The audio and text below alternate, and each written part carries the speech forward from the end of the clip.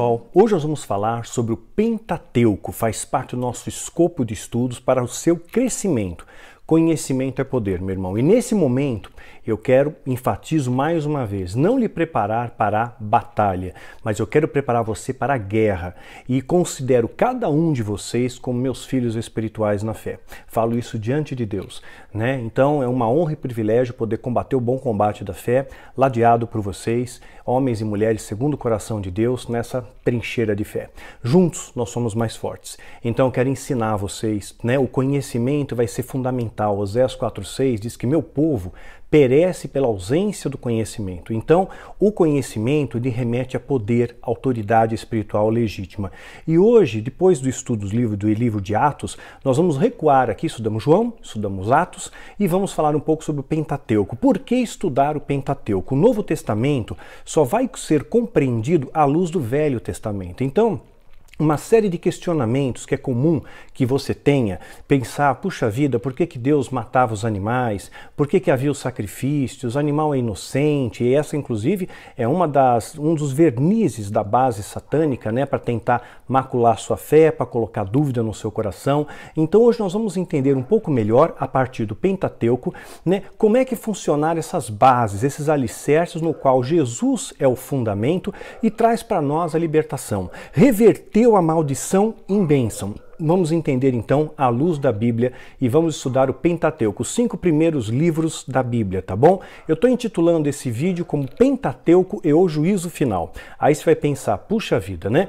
O que tem a ver o Pentateuco, né, o início de toda a história, com o juízo final? Você só vai compreender as nuances do juízo, os desdobramentos do juízo e condenação, em alguns casos, né? Se você compreender a base, né? Tudo começa pela base. Você vai construir um prédio, você tem que fazer a fundação antes, tem que ter o alicerce antes. E o Pentateuco vai te dar um sólido alicerce.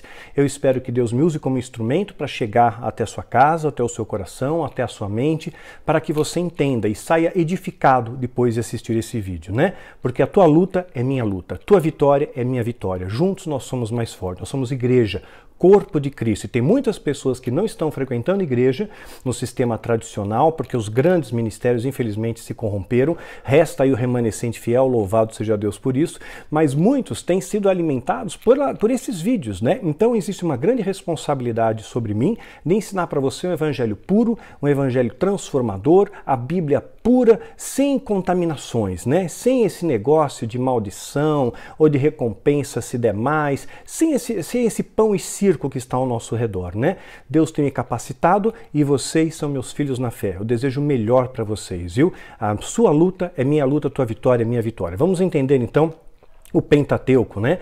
Ele faz parte, né, para nós podermos entender o plano majoritário de redenção de Deus em nossas vidas, né? Por exemplo, quando Deus dá as leis para Moisés, né, a lei faz com que você tenha consciência do pecado. Você começa a perceber que, puxa vida, eu não consigo cumprir isso, é muito difícil. Então agora eu tenho uma normatização. Antes, no início, no Jardim do Éden, havia apenas uma regra, uma lei: não comer da árvore do conhecimento do bem e do mal. E o homem acabou fazendo a bobagem de comer, entra o pecado no mundo e uma série de desdobramentos ocorre. Vale a pena você ver o vídeo A Sentença de Adão e Néfilins, a esperança para eles. Aí você vai entender melhor também essa questão, né? Então, no início havia uma regra só. Depois de Abraão a Moisés, nós vamos ter um hiato de tempo aí, até chegarem as leis, que as leis vão trazer para nós uma consciência do pecado. Através da lei, eu entendo que eu sou pecador, porque eu sei que para eu conseguir cumprir a lei, eu preciso da força de Deus, da capacitação de Deus. Porque na minha força humana, eu não consigo honrar as leis e os valores que Deus estabeleceu para a minha vida. Então a lei, ela tem que me acompanhar, né? Não matarás, não cobiçarás a mulher do próximo. E Jesus, ele faz ali ele reformula isso no Novo Testamento. Jesus diz: agora, você sabe da lei que te deram, pois agora eu te digo uma coisa: ame a Deus acima de todas as coisas e ame ao próximo como a ti mesmo. Tudo deriva disso, tudo deriva do amor. Mas antes de entender o amor, o povo de Deus teve que entender o que era obediência. Obediência, porque você obedece também por amor, não é? Não é aquela obediência por medo, mas é uma obediência mediante ao amor. Então Jesus, ele vai estabelecer uma nova aliança, um novo pacto pautado no amor. E o amor transcende a nossa compreensão. Por exemplo, você não vai matar alguém se você ama. Você não vai cobiçar a mulher do próximo se você ama a tua esposa.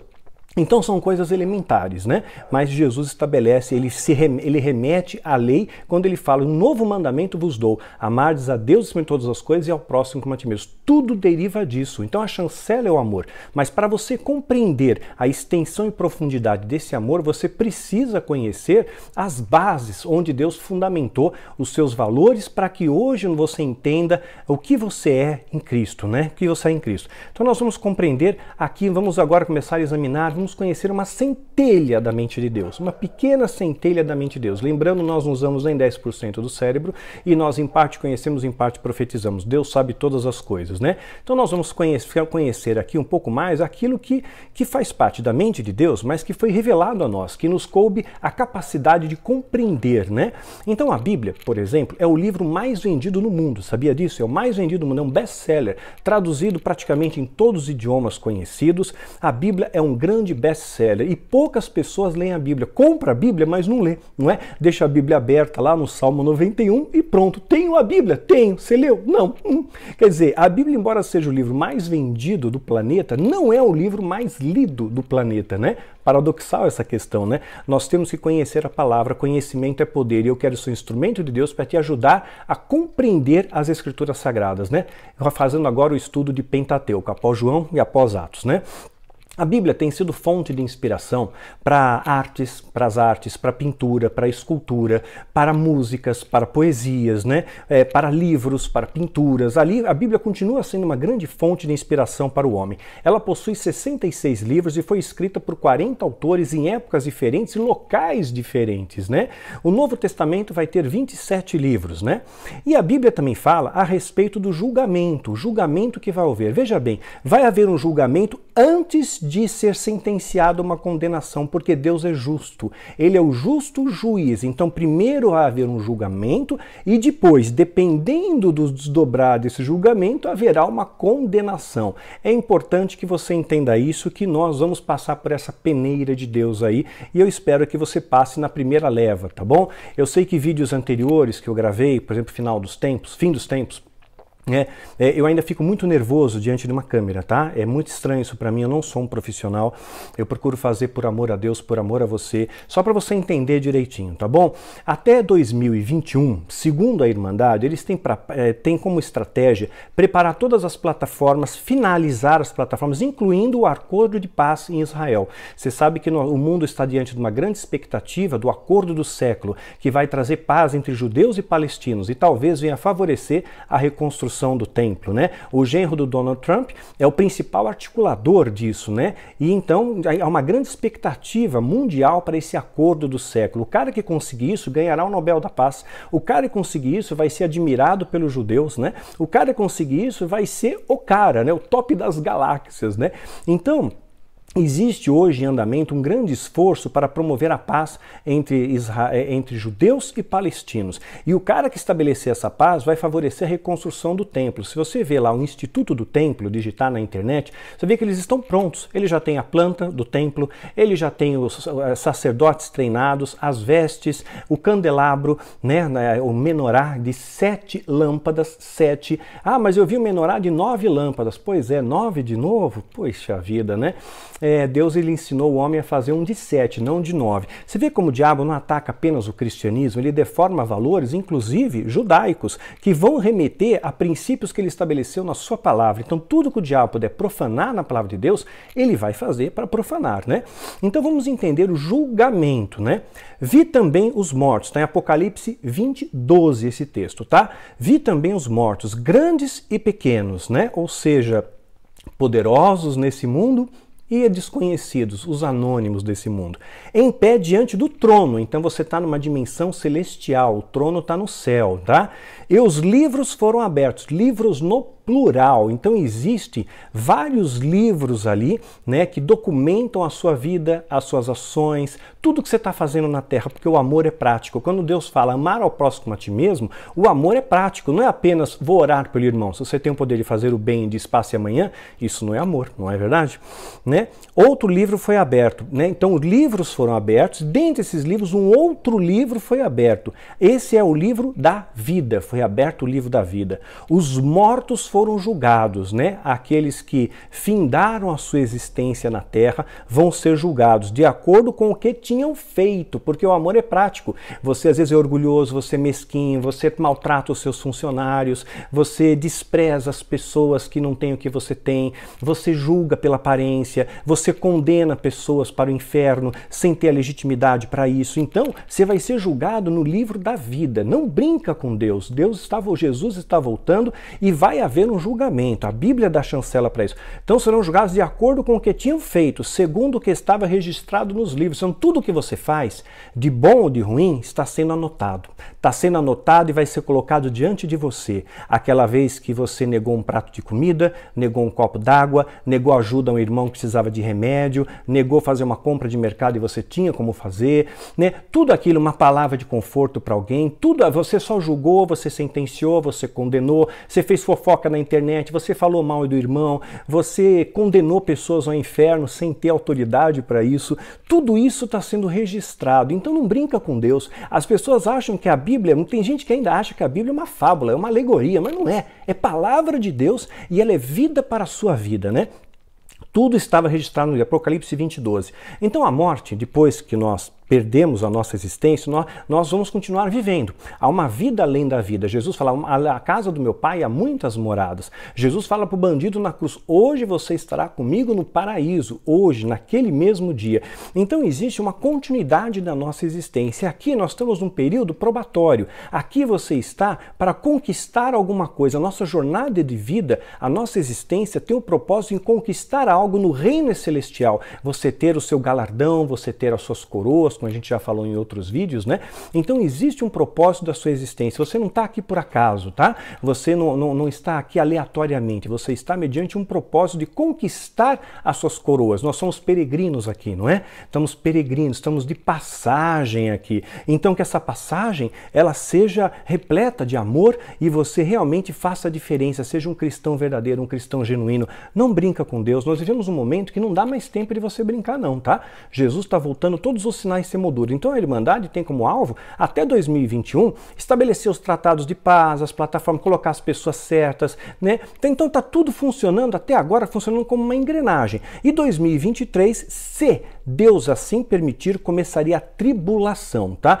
Talvez eu tenha me equivocado em vídeos anteriores, no Despertar do Dragão, não, falei certinho, mas talvez um dos vídeos da final dos tempos, talvez eu tenha me equivocado aí, mas esse é o plano, tá bom? 2023, segundo o satanismo, eles têm como preparar a tribulação, começará a tribulação, 3 anos e meio, depois mais 3 anos e meio, a grande tribulação. É bom que você esteja pronto, mas todo esse arquétipo já vai ser forjado. Primeiro vai ter que haver um caos, a economia vai ter que ter um caos, vai ter que entrar em colapso, vai aumentar guerras, rumores de guerras, pestes, inundações, terremotos, incêndios, tudo isso vai ter que acontecer. E de repente alguém vai trazer uma solução. Lembra aquela questão? Quando houver paz e segurança, haverá repentina destruição? É bem isso. Então até 2021, até setembro de 2021, eles têm como alvo, né, vão colocar o caos e de repente alguém vai botar a ordem no caos. Vai ter um período de calmaria, não um período de calmaria, né, onde talvez a paz entre os judeus e palestinos seja estabelecida e o templo possa ser reconstruído.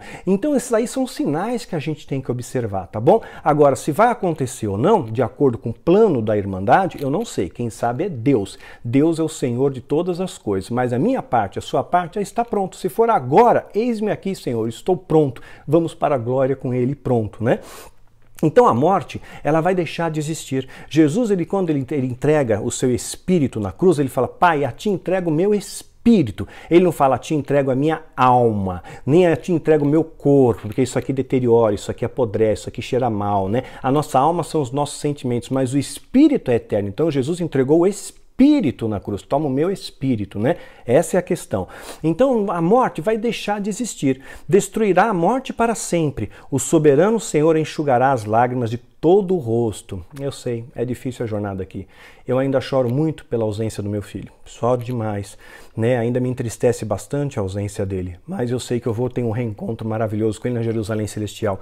E a minha missão aqui anunciar o Evangelho. E eu vou continuar anunciando através dos vídeos, né, através dos cursos online que eu pretendo fazer no ano que vem. Esse ano não tenho estrutura emocional para isso, né? Seminários presenciais provavelmente não vou mais fazer, só se Deus falar comigo ou alguma coisa mudar, mas nesse momento histórico que eu vivo, eu não tenho estrutura emocional para seminários presenciais. Então eu faço aqui, gravando na minha casa, né, os vídeos, vou preparar as plataformas online também, onde eu vou poder falar com mais profundidade de temas que eu não posso falar aqui, porque eu posso estar falando para o neófito, né? Então, não há nada assim tão grande que eu não possa contar para vocês. Mas acontece que eu tenho que saber para quem que eu vou dar informação. E nas plataformas online eu vou poder selecionar as pessoas, né? E mediante essa seleção, vão formar uma sala virtual, onde eu vou dar aulas online, né? E depois vamos ter algumas lives para esse grupo que fez o curso para tirar todas as dúvidas. Eu não quero dúvida. O que é impraticável fazer num vídeo comum. Nesse vídeo aqui que eu estou postando, em questão de 24 horas, ele vai bater 5.000 visualizações, 7.000 visualizações, e uma semana dá 20.000 visualizações. Quer dizer, eu não tenho como responder as questões de 20.000 pessoas. Eu preciso fazer grupos menores para poder dar um treinamento melhor. Esse é o projeto para o ano que vem, tá bom? Então, Deus está dizendo, destruirá a morte para sempre. O soberano Senhor enxugará as nossas lágrimas, enxugará as suas lágrimas. Essa dor vai passar, tudo passa. Prossiga, persista. Enxugará nossas lágrimas, retirará de toda a terra a zombaria do seu povo. Está zombando com Deus? Está desdenhando a Deus? Quanto pão e circo nos altares. Eu vejo coisas absurdas, né? Eu fico chocado com isso, né? Foi o Senhor quem disse, ele vai acabar com a zombaria, vai acabar com essa palhaçada de pão e circo nos altares, e estarem brincando com Deus. Isaías 25:8. Dá uma olhada na sequência de vídeos nossos. Falsos profetas, falsos 1, 2 e 3. Tem tanta coisa para falar dos falsos profetas que eu gravei 3 vídeos. Veja lá, falsos profetas, parte 1, parte 2, parte 3. Você vai entender o que estão fazendo com você, meu irmão. Vai entender o que estão planejando aí, né? Então existe uma promessa para os justos. O justo tem uma promessa, você tem uma promessa, né?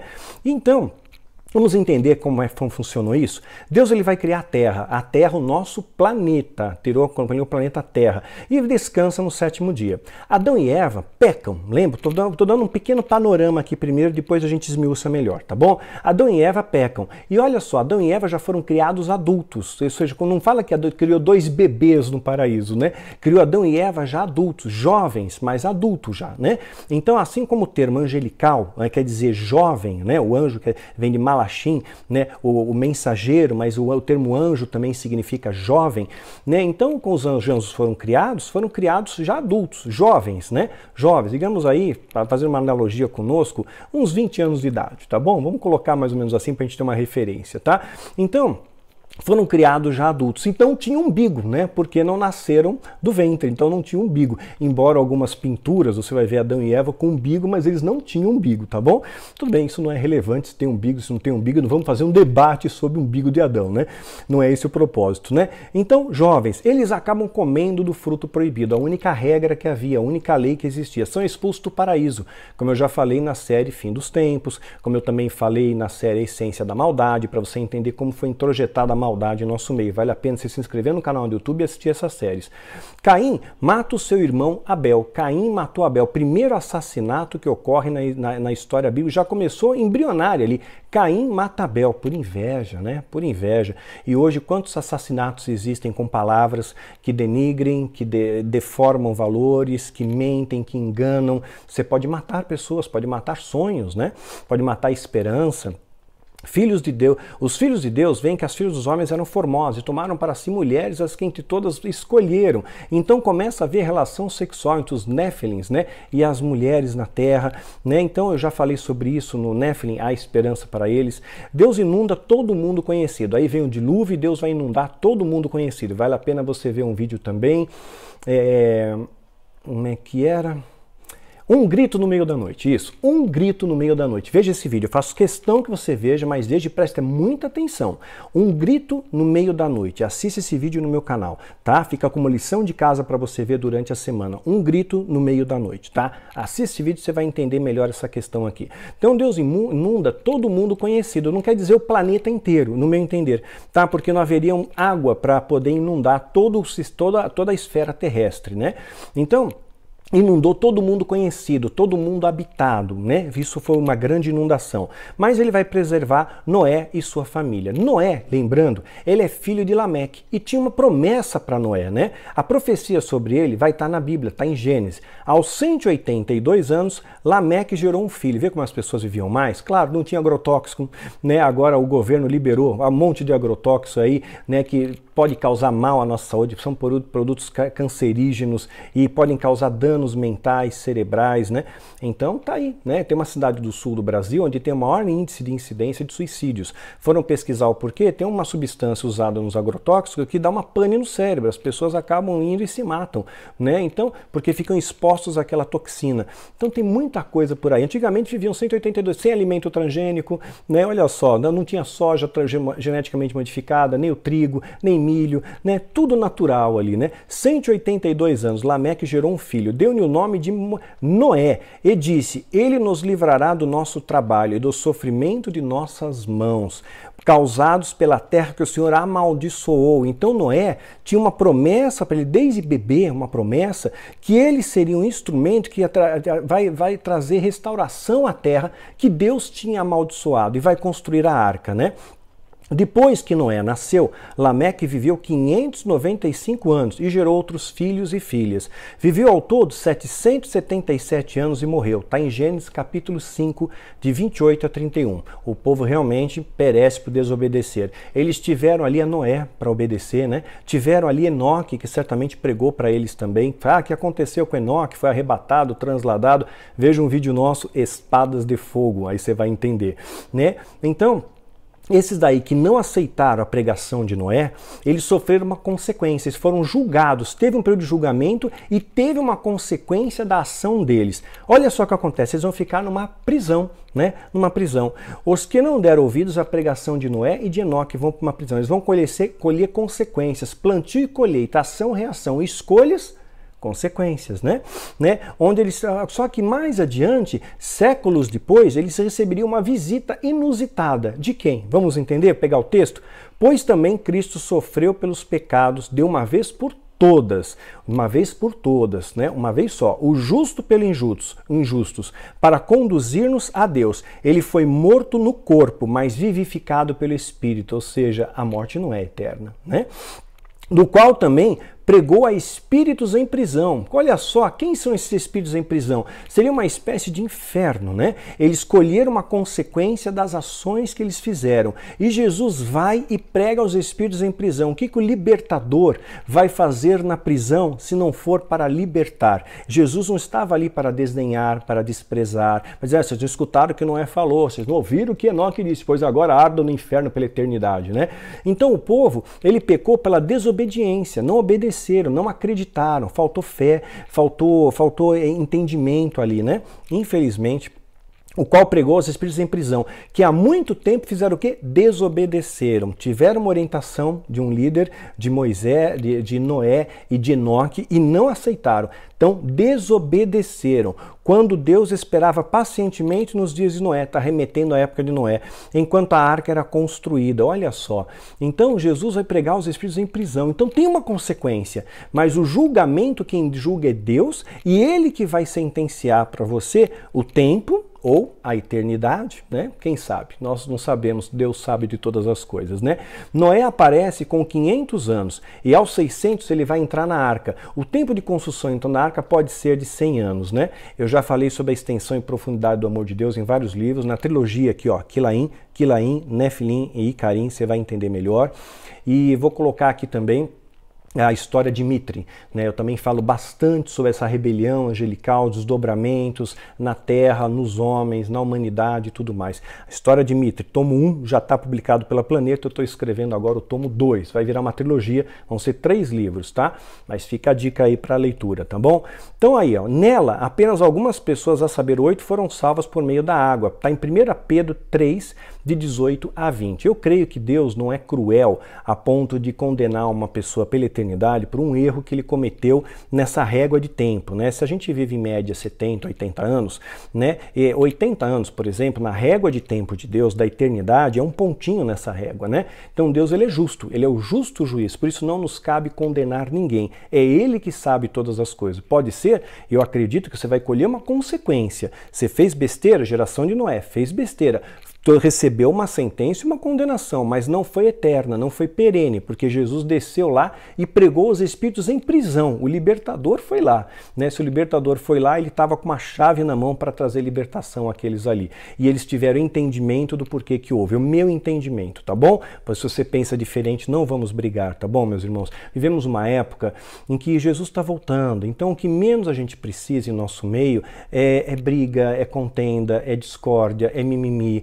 Então, se você não concorda com a minha posição, simplesmente respeita ela, como eu respeitarei a sua também, tá bom? Mas procura reter o que for bom nos nossos vídeos, nos nossos livros, tá? Então a minha intenção não é ser assim bajulado por todos, não é isso, né? É apenas que você receba o conhecimento e filtre o que retém melhor para você, tá bom? Porque às vezes você você às vezes não compreende algumas coisas, porque talvez você não foi ensinado. Então nos nossos vídeos eu tenho procurado fazer com que você desperte, com que você pense, com que você reflita, com que você estude a Bíblia, porque a gente vive numa matrix hoje, né? Uma matrix onde você já tem a sua mente cauterizada e programada para aceitar determinadas coisas e repudiar outras. E normalmente a gente repudia a verdade e aceita a mentira, por mais estranho que seja, né? Eu fico estupefato com essas coisas, né? Porque são muitas vezes eu vejo nos altares coisas estapafúrdias e o povo vai atrás disso, né? Impressionante, né? Como eles acreditam nas balelas, como acreditam nas doutrinas e demônios e rejeitam a palavra de Deus. Quando você fala de amor, pô, amor não, não, tem que ter condenação, tem que ter açoite, tem que ter o chicote de Jeová, né? Não, não é assim também, né? Deus é amor, mas ele vai disciplinar quem ama, sem dúvida, né? Mas do jeito dele, não do nosso jeito, né? Então não desdenhe de Deus, nem zombe dele, né? Aí outro texto aqui que Pedro vai nos ensinar. No passado surgiram falsos profetas no meio do povo. No passado. Como também surgirão entre vocês falsos mestres. Então até nos dias de hoje tem falsos mestres e falsos profetas. Presta atenção na advertência bíblica. Estes introduzirão secretamente heresias destruidoras. Tá? Não está falando de demônio aqui, tá bom? São pessoas, falsos mestres, falsos apóstolos, falsos pastores, falsos cristãos, e vão introduzir secretamente heresias destruidoras. Não é apenas uma heresia que te destrói, te corrói a alma, né? Chegando a negar o soberano que os resgatou. Porque hoje eu vejo líderes chamando a atenção mais para si do que para Deus. Quando eu orar, meu ministério, minha igreja, muito eu, né? Quando negar o soberano que os resgatou, trazendo sobre si repentina destruição. Tá brincando com Deus? Ação, reação, causa e efeito. Vai vir para você. Não brinca com Deus, né? Muitos seguirão, muitos, não está dizendo alguns seguirão o caminho desses falsos profetas. Não, está dizendo muitos seguirão os caminhos vergonhosos destes homens, vergonhosos, que vendem a porcaria ungida, que se intitulam apóstolo, que fazem profecia, o ato profético, o fogo do avivamento e transferência de geração, e ato profético para acabar com o carnaval, e ato profético para acabar com a festa de peão, e nada acontece, e a coisa continua igual, e Jesus volta em 2007, agora é 2017, e cada um fala uma coisa. Gente, para de correr atrás do vento, né? Muitos seguirão os caminhos vergonhosos desses homens. Lota a igreja, multidões, quando você fala o que o povo quer ouvir. Agora, quando a gente fala o que está na Bíblia, provavelmente poderá incomodar você aí, né? Muitos seguirão os caminhos vergonhosos desses homens, e por causa deles será difamado o caminho da verdade. O caminho da verdade vai ser difamado, vai ser contaminado. E na sua cobiça, ganância, porque só fala em dinheiro. Sabe ministério que só fala em dinheiro, não fala outra coisa? Gente, esses vídeos são gratuitamente para vocês. Não tem custo nenhum. Eu tenho um custo para preparar. Eu estudo, eu jejuo, eu me consagro, eu morro de vergonha de estar na frente dessa câmera, ele vai ser editado, tudo isso gera um trabalho, né? E as pessoas ofertam voluntariamente, são mantenedores voluntários. Tenho pouquíssimos mantenedores. Quem sabe Deus toca você para ser um a mais aí, né? Mas tudo que você faz, faça em primeiro lugar pensando no reino. O resto, ele proverá, como ele tem cuidado de nós, graças a Deus até o presente momento, né? Não tem faltado pão sobre a minha mesa. Então eu peço mais uma vez que vocês sejam mantenedores desse ministério e orem pela gente. Nós precisamos de intercessão também, viu? Eu sou humano, eu sangro, eu choro, né? Estou sujeito ao erro. Então não basta estar em pé, temos que nos manter em pé, né? Então na sua cobiça traz mestres explorarão com histórias que inventaram. Eu conheço, eu não vou citar nomes por uma questão de ética, mas eu conheço pessoas que dizem que foram satanistas, né? Só para enrolar o povo, e só fala do diabo de uma maneira deformada, distorcida. Os meus vídeos têm a intenção de... Eu falo do diabo em algumas ocasiões, como a Bíblia também fala, mas a ênfase não é para o diabo, a ênfase é para Deus. Todos os meus vídeos, tem mais de 500 vídeos no meu canal do YouTube, toda a minha literatura, ela tem um enfoque centrado em Deus, não no diabo. Ele não é o epicentro da coisa, ele não é o centro de tudo, não, é Deus é o centro, né? O diabo é periférico, eu falo dele, porque a nossa luta não é contra sangue e carne, mas é contra principados e potestades, então eu tenho que anunciá-lo, eu tenho que dizer as estratégias que ele usa, né? Mas hoje em dia realmente o negócio está feio, pela cobiça, então as pessoas inventam coisas, tem gente maluca no altar, que tem esquizofrenia, que está tendo delírio e você acha que é visão e não é visão, né? Olha, cada uma, eu não vou nem entrar nesse mérito, mas preste atenção no que a Bíblia diz, tá? Na sua cobiça traz mestres, os explorarão com histórias que inventaram histórias, né? Como alguém que saiu na mão com a rainha dos céus no Everest, depois foi para outro monte, com histórias assim absurdas, estapafúrdias, né? Há muito tempo sua condenação pairá sobre eles e a sua destruição não tarda, né? Pois Deus não poupou os anjos que pecaram, até os anjos que pecaram Deus não poupou. Vai poupar você que está brincando com Deus? Não, vai ter consequência. Mas os lançou no inferno, prendendo-os em abismos tenebrosos. Então os anjos que pecaram, são 3 condenações, né? Eu já falei para vocês, o abismo, né? Os principados e potestades que atuam em nosso redor, que influenciam o comportamento humano que estão aqui, e tem uma terceira sentença, que eu vou falar na História de Mite. Vou pôr aqui o livro de novo, a História de Mite, para que você leia e entenda a terceira sentença. Então, eles têm medo desse abismo aí, né? Por isso que quando Jesus expulsa os demônios do Gadareno, eles pedem para entrar nos porcos, né? Queriam manter aquele período territorial e evitar de ir para o abismo. Pois não poupou os anjos que pecaram, mas lançou o inferno, prendendo-os em abismos tenebrosos. Abismo tenebroso, a gente não tem ideia do que é isso, né? Mas os demônios têm e não querem ir para lá. De serem reservados para o juízo, ou seja, estão presos aguardando o juízo. O juízo. Não está dizendo que eles estão presos, né, aguardando uma condenação. Deus é o justo juiz. Não foram julgados ainda, eles estão aguardando o juízo. Entenderam isso? Presta atenção nisso. Ação, reação, causa e efeito. Você colhe o que planta, né? Mas há um juízo e Deus não disse aqui que foram condenados para todo sempre, tá bom? Eu sei que existem outros versículos que dão essa dimensão, mas nesse estudo que eu estou fazendo, retenha o que for bom para você, tá bom? Eu não quero esmiuçar tudo em muitos detalhes nesse primeiro vídeo, mas a gente vai voltar a falar sobre o juízo e julgamento de Deus, tá bom? Então, serem reservados para o juízo. Então, não foram julgados ainda, mas eles estão aguardando, né? Segundo a Pedro 2, de 1 a 4. Talvez aqueles que não aceitaram, né, o que Noé falou, o que Enoque disse, ficaram aguardando também numa prisão, né, aguardando o dia do juízo. E aí Jesus desceu lá, o libertador desceu. Será que o juízo acabou ali? Será que eles escolheram, que eles pagaram a pena, a sentença? Então, no juízo, não tem condenação. Jesus pregou os espíritos em prisão e nós temos entidades também demoníacas em prisões, né?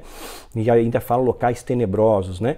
Então, o que acontece? Continuando então. Então, Adão e Eva errou, foram expulsos do paraíso, Caim mata Abel, né? A Torre de Babel é destruída e os povos se espalham pelo mundo. Deus acaba fazendo aliança então com Abraão, Isaac e Jacó. Abraão tem Isaac, né? E é o seu filho, o único filho. E aí Deus pede para matar Isaac, e Abraão passa na prova, né? Isaac tem a Jacó. Jacó usurpa a sua primogenitura, né? E Jacó luta com Deus, perseverança, e torna-se Israel. Ou seja, a sua perseverança pode mudar a sua história, né? E Jacó vai ter como filho José, o filho mais novo, o filho favorito, o filho predileto, né? Favorito de seu pai. Seus irmãos o vendem como escravo. José vai parar no Egito, passa por prisão, mas ele continua tendo seus sonhos. E vai receber um momento de honra aos 30 anos de idade. Ele foi para o Egito aos 17, aos 30 anos, 13 anos depois Deus o honra. Você vê que às vezes demora? Você acha que José não deve ter parado para pensar? Por quê? O que Deus tem como propósito nisso? Eu fiz tudo certinho. Por que eu estou preso? Por que eu eu estou injustiçado? Por que eu estou sendo caluniado? Eu estou com saudade dos meus pais, meus irmãos me traíram. Talvez essas coisas permeassem a mente de José, né? Mas olha só, Deus honrou porque ele foi perseverante. Sabe, tem muitas coisas que eu não tenho resposta. Não tenho. Eu não tenho todas as respostas que eu gostaria de ter nesse momento, diante das situações que a gente vive, né? Mas eu confio em Deus. Deus, ele sabe todas as coisas, ele sabe o que eu não sei. Eu entrego para ele, descanso nele e sei que um dia eu vou ter a resposta, né? Para todas as coisas, né? Um dia você vai entender o propósito de Deus majoritário na sua vida, as coisas que a gente não entende. O que nos resta? Amar a Deus e amar ao próximo como a ti mesmo. E prosseguir, porque ele nos dá força para prosseguir. É só na força dele. E a minha força humana eu não consigo, né? Então José vai ser o governador do Egito aos 30 anos de idade. Sua família toda vai para o Egito, o melhor do Egito, a melhor das terras do Egito. Cerca de 70 pessoas vão para lá. Só que o povo cresce e Jacó está prestes a morrer. Mas antes dele morrer, Jacó abençoa seus filhos. Quero destacar aqui e pensar a bênção que ele deu para José. José que foi casado com uma egípcia, Azenate, e o julgo desigual. Dá uma olhada na nossa série de vídeos Flores do Deserto. Veja o terceiro vídeo da série Flores do Deserto. Eu conto a história de José e de Azenate. Por que que Deus permitiu essa união, né? E nasceram aí como filhos Manassés e Efraim, né? Olha só, a bênção sobre José, Gênesis 49, 22. José é uma árvore frutífera. José é uma árvore frutífera. Você, meu irmão, minha irmã, é árvore frutífera. Dê frutos para o reino. Honre a Deus, né? Árvore frutífera à beira de uma fonte, cujos galhos passam por cima do muro, superam os obstáculos, né? Gênesis 49, 22. Você é a árvore frutífera. Deus vai escolher Moisés. Moisés fica escondido por 3 meses, né? E ele escapa do infanticídio do Egito, vai parar bem lá nas barbas de Faraó, né? E existe depois, quando Moisés é chamado, né, para enfrentar Faraó, tô dando um panorama, depois a gente meu Deus do céu, depois a gente vai esmiuçar isso, pronto, vamos esmiuçar essa questão. Então vai haver uma grande batalha de Moisés contra Faraó, uma batalha espiritual que reage no mundo natural, né? O que vai enfrentar os magos. Aqui mago é no sentido de feiticeiro. Já os magos, né, que fala os reis magos vieram ali encontrar, os magos vieram encontrar com Jesus e deram ouro, incenso e mirra. Esse mago está num outro contexto bíblico que significa de sábios. Mas aqui no Egito, os magos estão ligados a feiticeiros, a bruxos. E há uma grande batalha espiritual ali entre eles. Os dois confrontam poderes, né?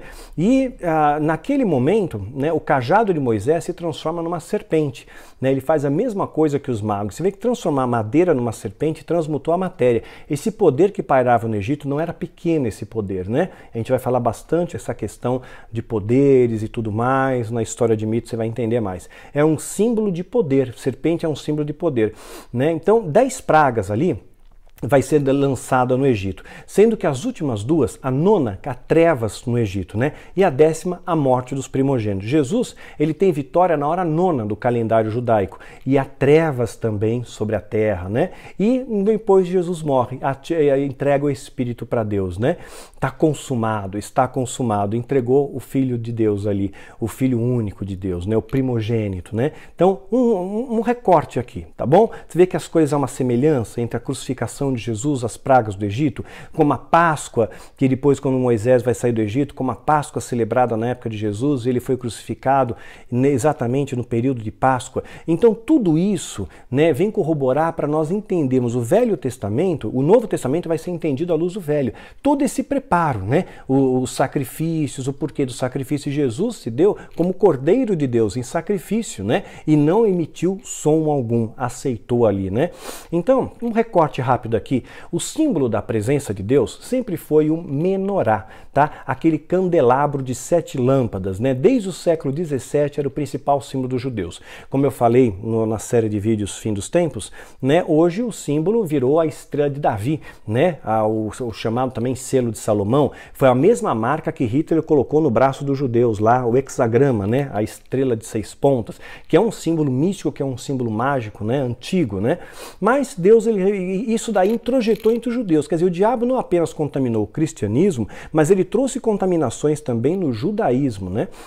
7 braços candelabros. Quer ver? Está lá em Êxodo, capítulo 25. Olha só o que está escrito. Faça um candelabro de ouro puro e batido. O pedestal, a haste, as taças, as flores e os botões do candelabro formarão com ele uma só peça. 6 braços sairão do candelabro, 3 de um lado e 3 do outro. Haverá 3 taças com formato de flor de amêndoa num dos braços, cada um com botão de flor, e 3 taças com formato de flor de amêndoa do braço seguinte, cada uma com botão de flor. Assim será com 6 braços que saem do candelabro. A haste do candelabro haverá 4 taças com formato de flor de amêndoa, cada uma com botão de flor. Haverá um botão debaixo de cada par por 6 braços que saem do candelabro. Os braços com seus botões formarão uma só peça com o candelabro.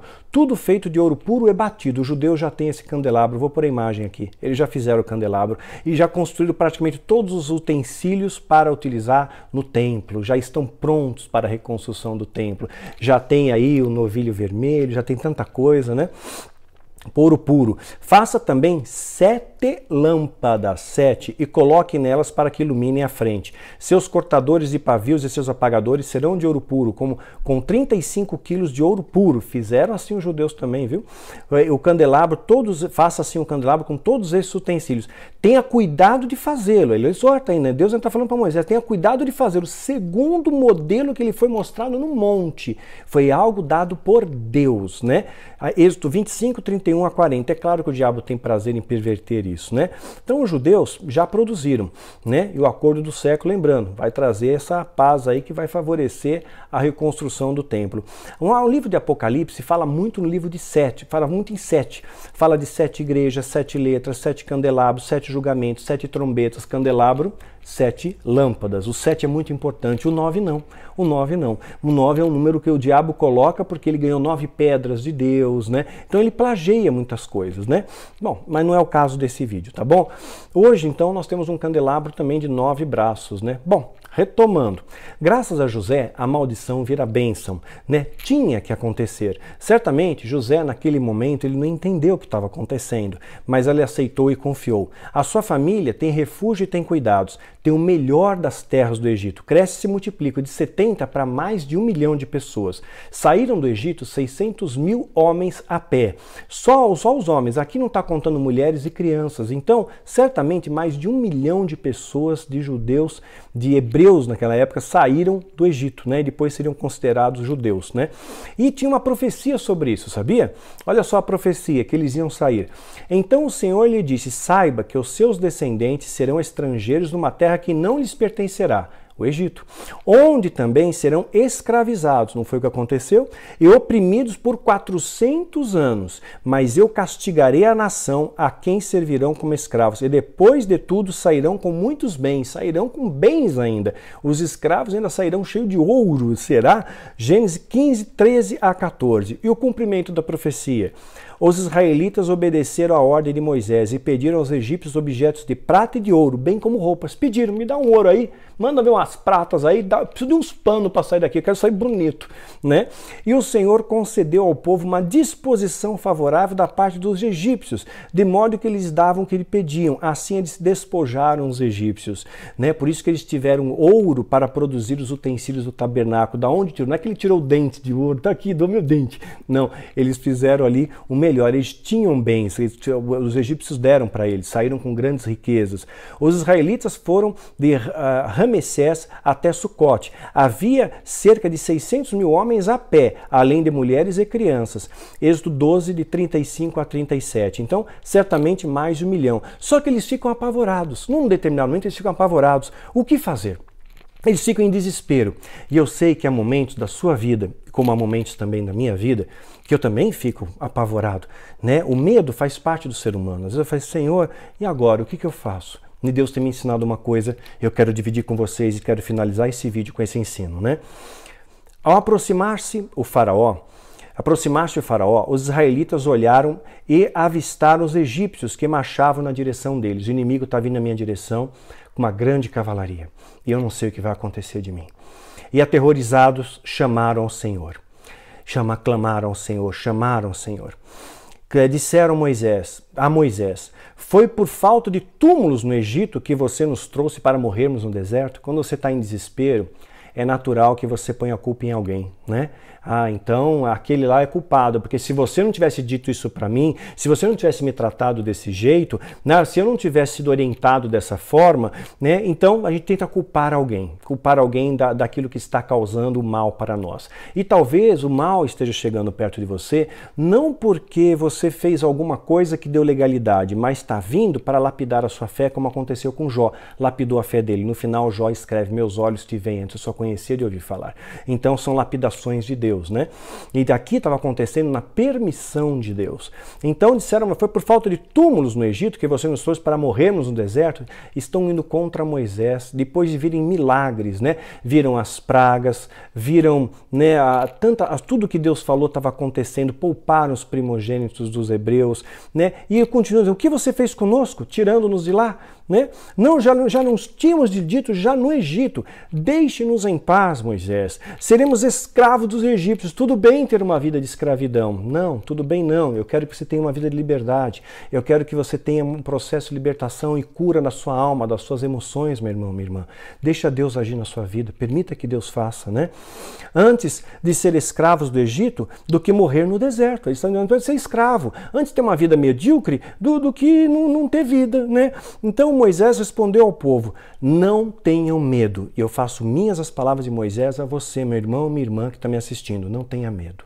Não tenha medo. Fiquem firmes e vejam o livramento que o Senhor lhes trará hoje, porque vocês nunca mais verão os egípcios que hoje vêm, e o Senhor lutará por vocês. Tão somente acalmem-se. Êxodo 14, de 10 a 14. Há batalhas que são do Senhor, não é minha nem sua. Apenas nós temos o dever de acalmar o nosso coração, de pacificar o nosso coração, de descansar nele. Espere. Ele vai trazer livramento para você, né? Vai trazer restauração da sua alegria, das suas forças, da sua fé, da sua vida.